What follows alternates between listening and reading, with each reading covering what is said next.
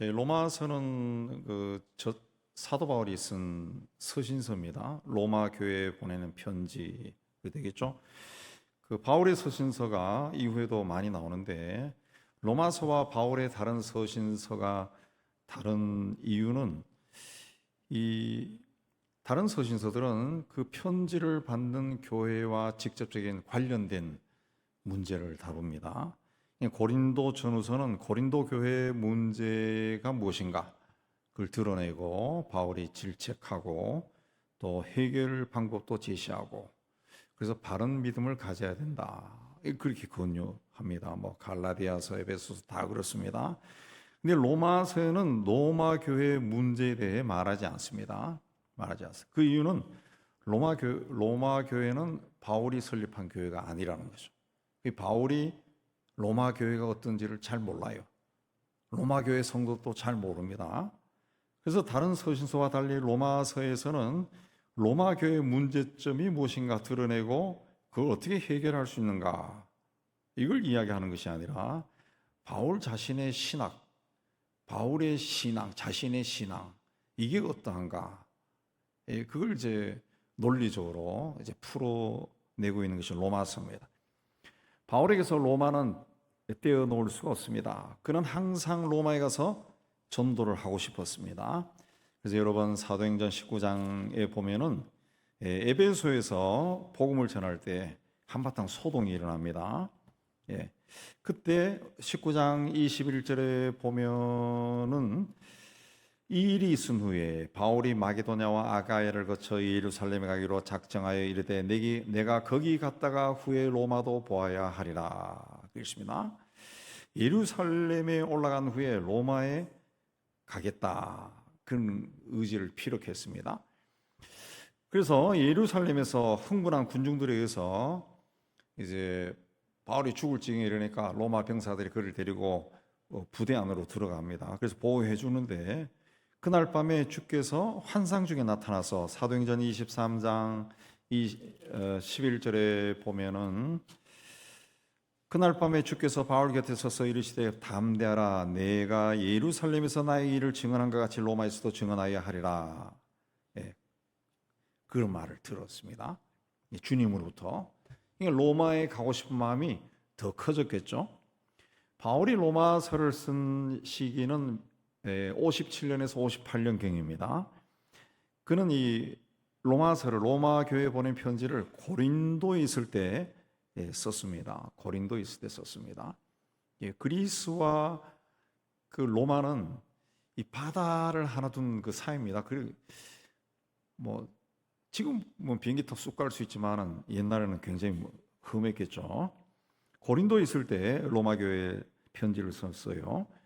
그 당시는 AD 57년, 58년경은 예루살렘에 흉년이 들어서 예루살렘 지역이 사람들이 굶주림에 시달릴 때입니다.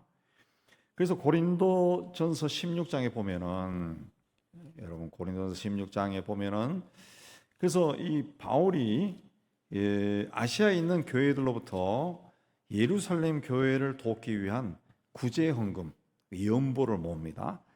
고린도전서 16장 1절에 3절까지만 보면은 성도들을 위하는 연보에 관하여는 내가 갈라디아 교회들이 명한 같이 너희도 그렇게 하라. 매주 첫날에 너희 각 사람의 수입에 따라 모아두어서 내가 할 때 연보를 하지 않게 하라. 내가 이를 때에 너희가 인정한 사람에게 편지를 주어 너희 은혜를 예루살렘으로 가지고 가게 하리니 만일 나도 가는 것이 합당하면 그들이 나와 함께 가리라. 자기가 그 연보를 가지고 가겠다 그런 의견을 피력했습니다. 바울이 아시아 교회의 교인들인데 예루살렘 교회를 위해 연보를 하게 한 목적은 두 가지입니다. 하나는 그리스도인은 다른 사람의 어려움을 도와야 된다. 그거고 또 하나는 교회는 각기 독립된 공동체가 아니라 하나다. 주 안에서 그리스도 안에서 하나다. 그걸 가르쳐 주기 위해서 그렇게 한 겁니다. 교회는 하나다. 지금도 교회가 하나죠. 일치, 교회 일치. 그래서 세계교회 연합회도 있고 그렇게 하는데 그래서 로마서 또 마지막 부분에 보면은 로마서 15장 25절, 로마서 16장까지 있는데 25절에 보면은 15장 25절 그러나 이제는 내가 성도를 섬기는 일로 예루살렘에 가노니 그랬습니다. 이는 마게도냐와 아가야 사람들이 예루살렘 성도 중 가난한 자들을 위하여 기쁘게 얼마를 연보하였습니다. 그렇습니다. 예. 아시아에 있는 교회들이 예루살렘 성도를 위해 구제연금 한 것을 가지고 예루살렘을 간다는 거예요. 간다는 거예요. 그러나 15장 23절에 보면은 로마서 이제는 이 지방에 일할 곳이 없고 또 여러 해 전부터 언제든지 서바나로 갈 때 너희에게 가기를 바라고 있었으니 서바나로 갈 때 로마 교회도 한번 들리고 싶다 그랬습니다. 이는 지나가는 길에 너희를 보고 먼저 너희와 사귐으로 얼마간 기쁨을 가진 후에 너희가 그리로 서바나로 보내주기를 바랍니다. 그러나 이제는 내가 예루살렘에 간다. 그렇게 이야기했죠. 그렇게 이야기했습니다. 예루살렘보다 이 서바나에 가고 싶어요. 예, 서바나에. 예. 서바나가 오늘날 스페인입니다. 스페인. 바울이 스페인에 가고 싶어 했던 이유는 당시 로마 제국 시대에 그 문학자, 또 시인, 웅병가, 또 철학가들이 이 서바나 사람들이 많았다는 거죠. 심지어 네로 황제의 그 가정교사인 그 철학가 세네카도 서바나 사람이에요. 서바나 사람. 그러니까 당대 엘리트들이 이 서바나에서 왔다는 거예요. 서바나. 예. 그래서 이 서바나에 가서 엘리트들에게 복음을 전하고 싶은 그런 마음이 바울에게 있었다. 그러나 그 꿈이 뒤로 미뤄집니다. 나중에 지난번에 말씀드렸지만 바울이 로마에 가서 감옥에 있다가 이 석방된 후에 그 틈에 서바나에 가서 복음을 전하고 돌아오죠. 돌아옵니다. 바울에게 있어서 가장 소중한 것은 유대인들과 이방인들이 하나가 되는 겁니다. 그래서 이방인 그리스도인들의 연보를 모아가지고 예루살렘에 먼저 갑니다. 예, 먼저 갑니다. 고린도에서 교회를 보내면서 로마서를 씁니다. 로마서를. 여기서 예루살렘에 먼저 갈까 서바나에 갈까 고민을 한 거 하다가 예루살렘에 올라가서 이방인들에게 나타나신 하나님을 증거했습니다. 예. 그래서 로마서에는 유대인과 이방인들에 대한 이야기가 많이 나옵니다. 그가 그 당시에 고린도에 있으면서 고민했던 것이 그 문제이기 때문에 교회가 어떻게 하면 하나가 되느냐 그였기 때문에 바울은 로마 제국의 수도 로마에 있는 교회가 든든하게 선다면 세상에 복음을 전하는 일이 굉장히 힘을 얻을 것이다. 그렇게 믿었습니다. 예. 왜냐하면 세계의 뉴스는 수도에서 나오니까. 수도에서. 우리나라의 중심은 서울이죠. 예. 서울의 뉴스가 온 전국으로 퍼집니다. 전국으로. 이 서울에 있는 것이 이제 영향력이 있는 거죠. 영향력. 근데 로마 사람들이 바울에 대해서 뭔가 오해하고 있다는 소문이 들려왔습니다. 그 자신의 신앙을 논리적으로 설명한 것이 바로 이 로마서예요. 그러니까 로마서는 바울의 신앙 고백이고 설교고 신학 논문입니다. 교리서이기도 하고. 사도행전을 보면은 바울이 이곳저곳 다니면서 말씀을 전했습니다. 말씀을 가르쳤죠. 베레아에서도 두란노에서도. 그때 바울이 무엇을 가르쳤는지 자세하게 설명이 되어 있지 않고 단지 하나님의 말씀과 예수 그리스도에 관한 것을 가르쳤다. 계속 그렇게 나옵니다. 사도행전 보면은 하나님의 말씀과 예수 그리스도에 대해 가르쳤다. 근데 로마서는 그렇게 안 하죠.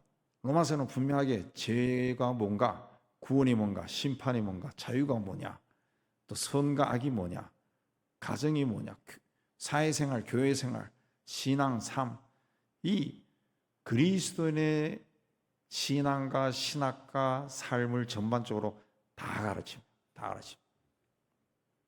그냥 하나님의 말씀과 예수 그리스도에 관한 것, 이 두리뭉실한 게 아니라 아주 구체적으로 찝어주고 있다는 거죠. 로마서는 그래서 그 신학책이죠. 신학책 로마서. 그래서 그 신학교 가면 로마서를 집중적으로 공부를 하죠. 여기서 교리라는 것이 다 나오니까. 로마서는 크게 네 부분으로 나옵니다. 로마서가 16장까지 있죠. 8장까지는 의가 무엇인가? 의는 하나님과의 올바른 관계를 말합니다. 네. 의, 올바름입니다. 정의가 아니라 올바름. 그냥 의로운 사람은 누구냐? 의로운 사람은 하나님과의 관계가 바른 사람이에요. 바른 사람. 하나님과 관계가 바르기 때문에 세상에서도 올바르게 살아가죠. 올바른 길을 간다는 거죠.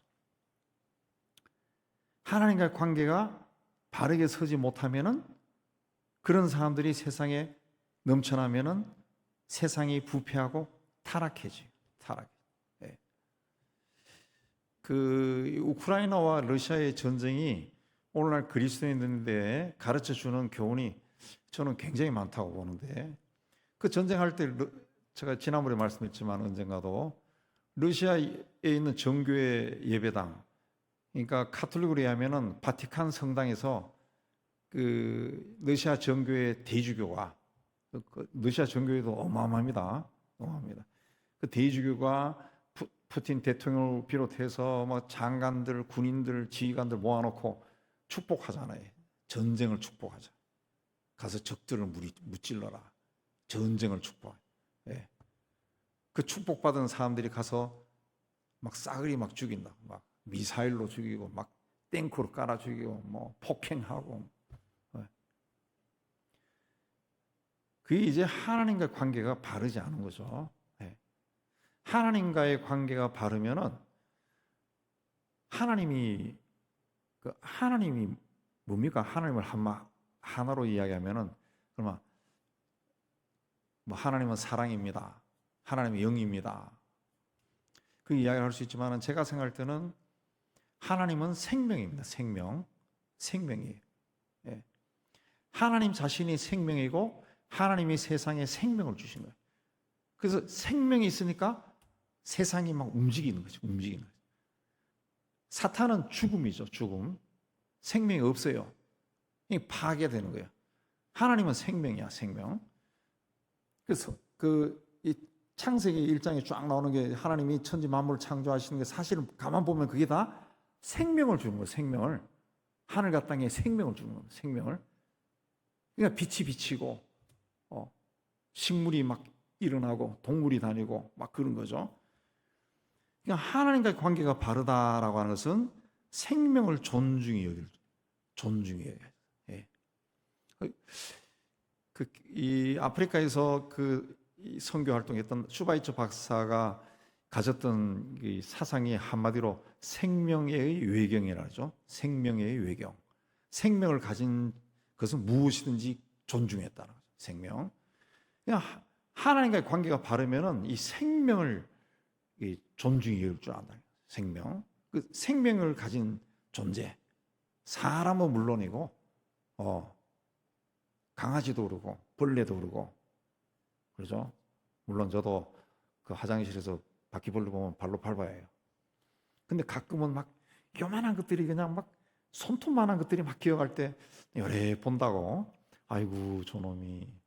쟤들도 살라고. 쟤는 심장이 어디 붙어 있을까? 저 작은 몸에. 뭐 사무실에서도 요만한 벌레 기어갈 때. 그 생명이라 생명. 근데 그 생명을 막 죽이고, 더군다나 하나님의 형상을 닮아 창조한 사람을 그렇게 파리처럼 죽인다라고 하는 것은 이 하나님과의 관계가 바르지 않은 거죠. 바르지 않은. 그거는 자기들끼리 모여가지고 뭐 아무리 축복을 한다 할지라도 그거는 게임 영화에 나오는 마피아 보스나 똑같은 겁니다. 아주 악당들이죠, 악당들. 오늘 또 뉴스에 나오더만요. 또 뭐 동부 지역에 뭘 또 폭탄 미사일을 날려가지고 식당에서 밥 먹던 사람 수십 명이 죽었다고. 하나님과 관계입니다. 하나님 관계. 세상이 타락해지면은 반드시 그 배후에는 하나님을 두려워하지 않는 사람들이 있다는 거죠. 하나님. 근데 하나님과 관계가 바르게 되면은 하나님을 두려워하죠. 하나님을 두려워합니다. 예. 그 생명을 존중히 여기고, 생명을 존중히 여기다 보니까 나 앞에 있는 사람들을 존중히 여기는 거죠. 예. 인격자로 대하는 거죠. 인격자로.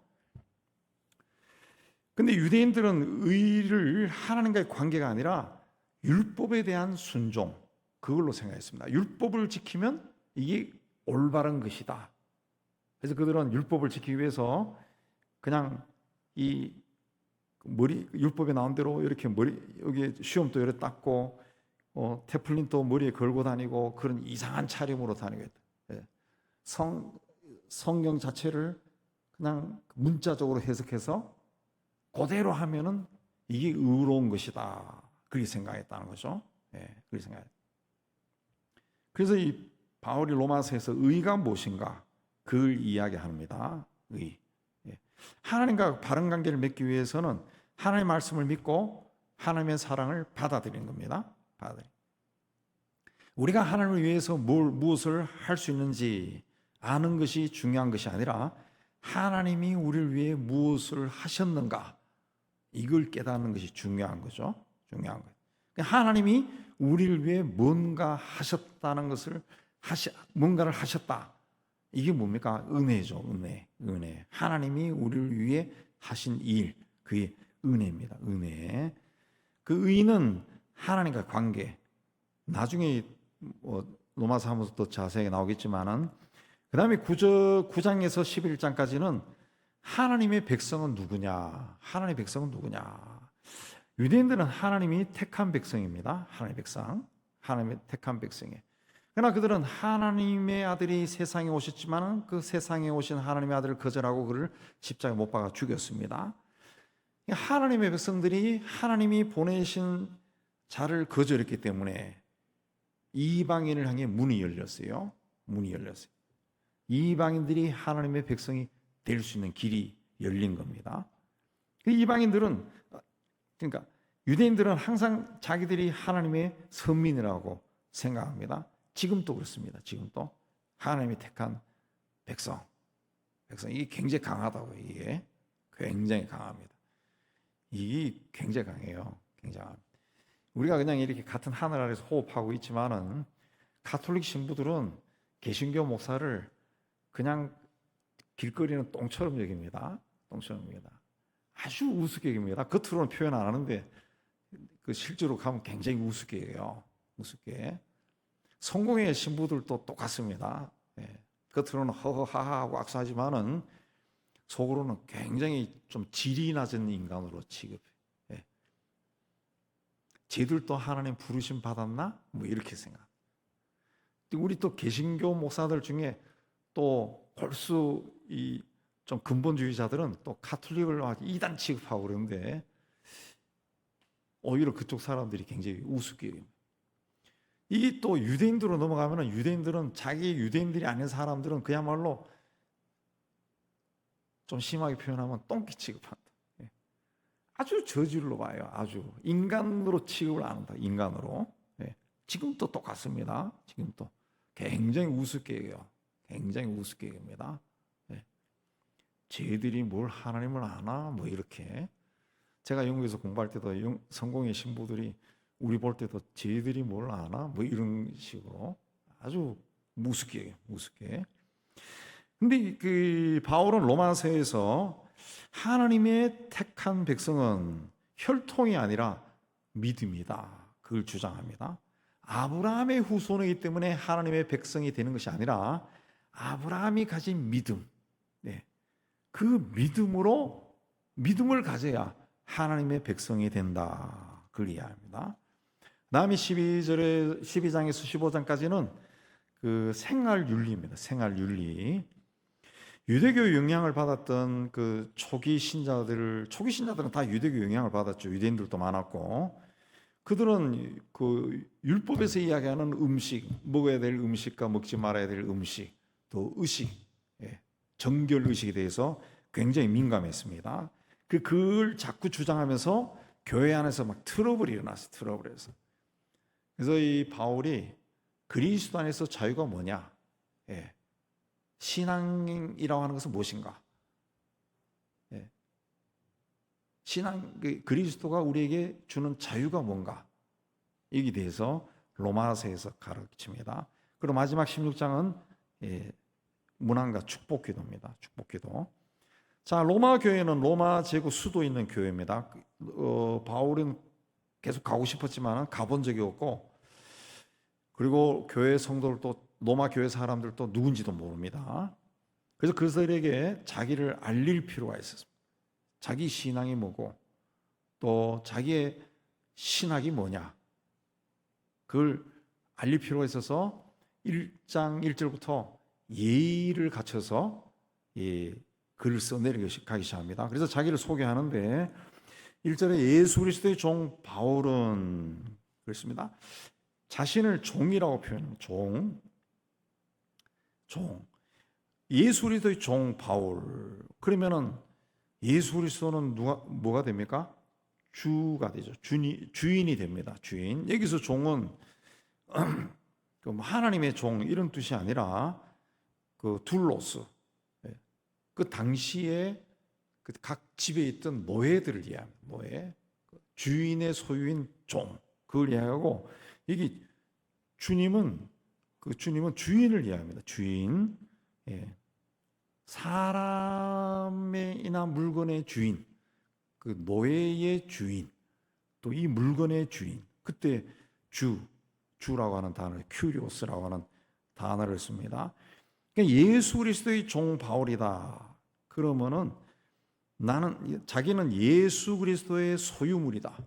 예수의 속한 자다. 예수의 종이다. 그런 뜻입니다. 로마 시대의 종은 주인이 그 생명까지도 마음대로 할 수가 있었습니다. 마음대로 할 수 있어요. 마음대로 생명까지도. 생명도 그의 삶까지도 마음대로 할 수 있어요. 마음대로.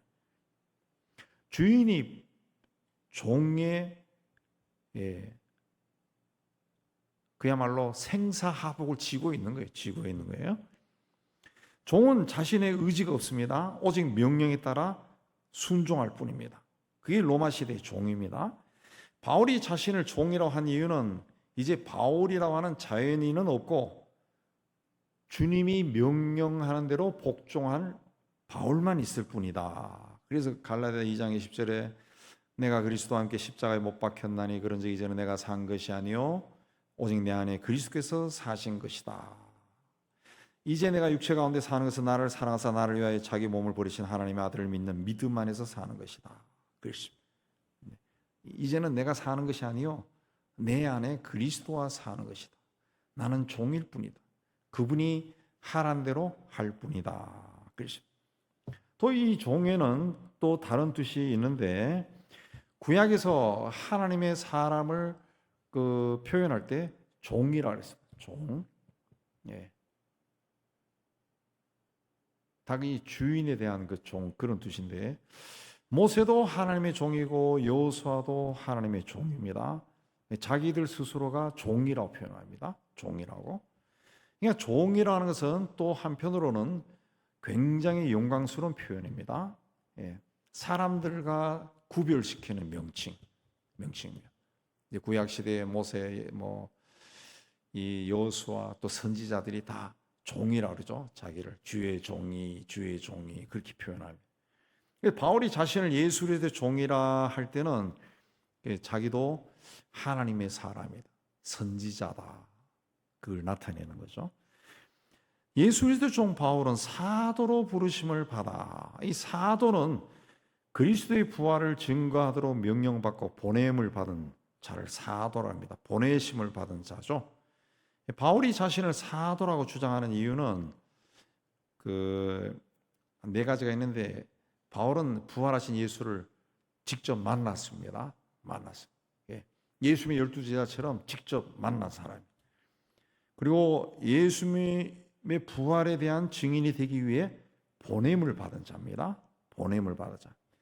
사도행전 9장 15절에 보면은 주께서 이르시되, 바울이 다메섹 도상에서 예수님을 만났을 때 아나니아에 대해서 이야기할 때 주께서 이르시되 가라, 이 사람은 내 이름을 이방인과 임금들과 이스라엘 자손들에게 전하기 위하여 택한 나의 그릇이다 하고 주님이 아나니아에게 말이죠. 주께서 이르시되 이 사람은 내 그릇이다.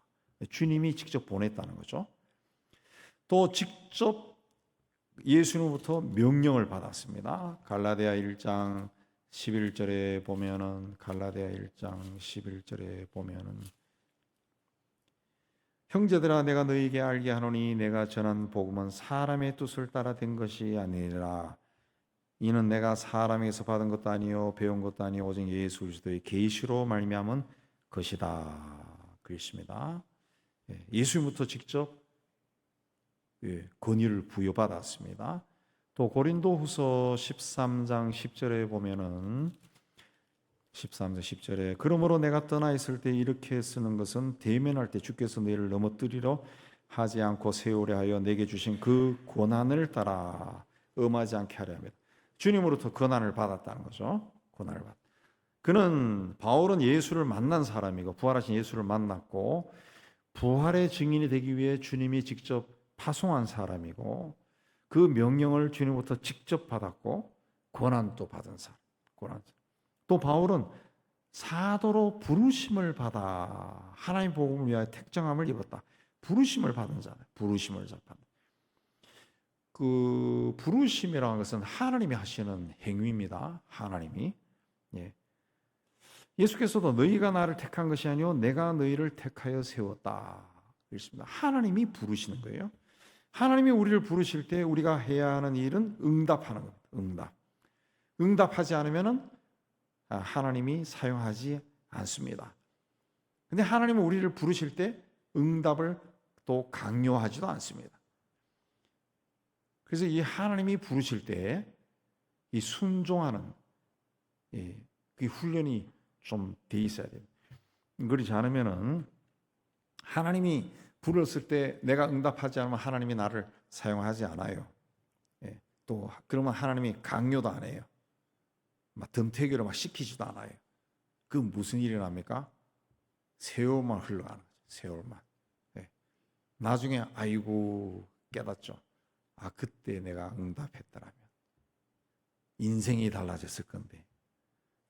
그러니까 그 하나님께 응답하기 위해서 하나님이 불렀을 때 응답하기 위해서는 오늘부터 순종하는 훈련을 하자. 가지고 그 순종하는 훈련 집에서 아내가 불렀을 때 예, 남편이 불렀을 때 예, 아이들이 불렀을 때 예 하고 쪼르륵 달려가고 그렇게 해서 순종이 훈련되는 게 아닙니다. 아니죠. 당연히 여러분 그렇게 안 하겠지만은 순종이라는 것은 하나님이 어떤 분인가 거기에 대해서 이 자기 스스로의 고백이 분명해야죠. 분명해야죠. 하나님은 정말 살아계신 분이구나. 지금 또 내 앞에서 일하시는 분이구나. 때로는 하나님이 막 두려워지기도 하고, 그런 게 있어야 된다.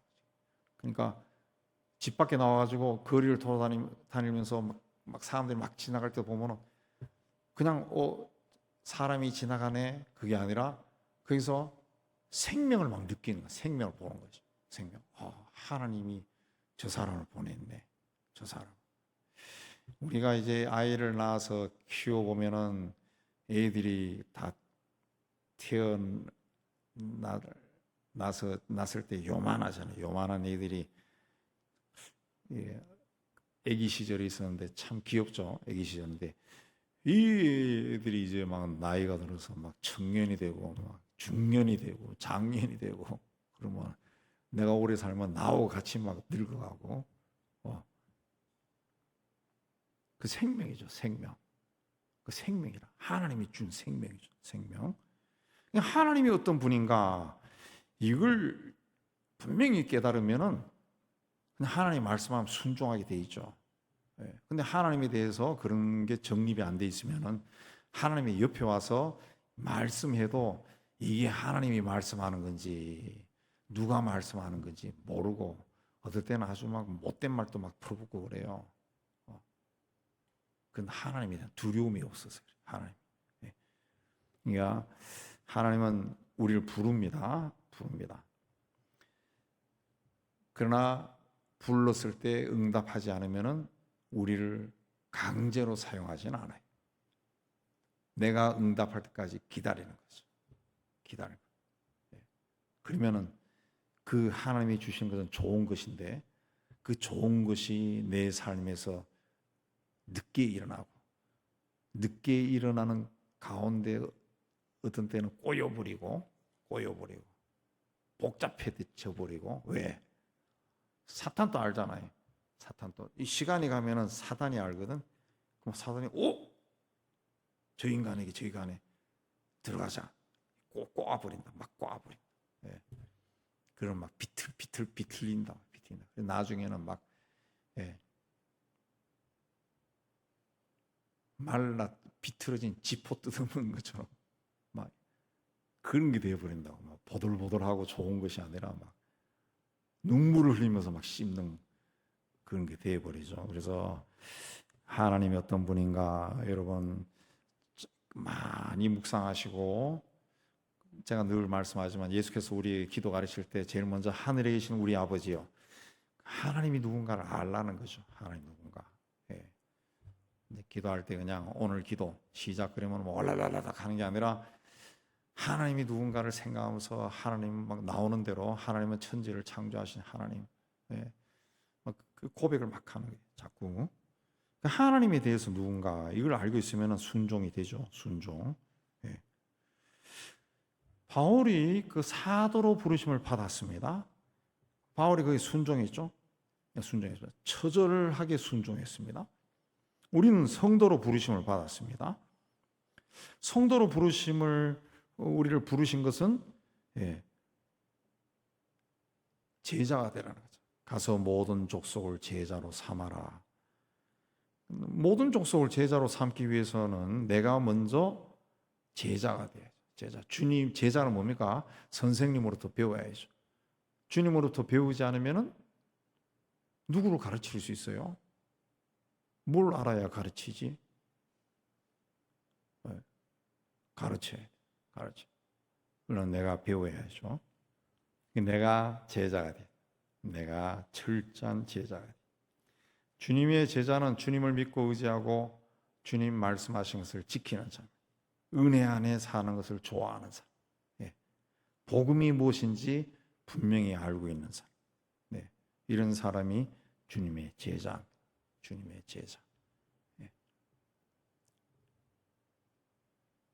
복음이 뭔지 분명히 아는 사람. 여러분 복음이 뭔지 알죠? 복음은 우리가 만든 단어가 아니라 하나님이 하신 말씀이에요. 하나님이 독생자가 세상에 가는 것이 하나님 봤을 때, 야, 이건 너희들에게 복음이다. 그 복음의 개념도 하나님께서 왜 그렇게 말씀하시는가 생각해야죠. 그러면은 이 복음이 굉장히 은혜롭게, 때로는 무겁게 막 다가온다. 아, 이게 복음이구나. 그러면 그 복음을 사람들에게 전할 수 있습니다. 이 믿음으로 하나님 앞에 나아가는 여러분 되시기를 주님의 이름으로 축복합니다.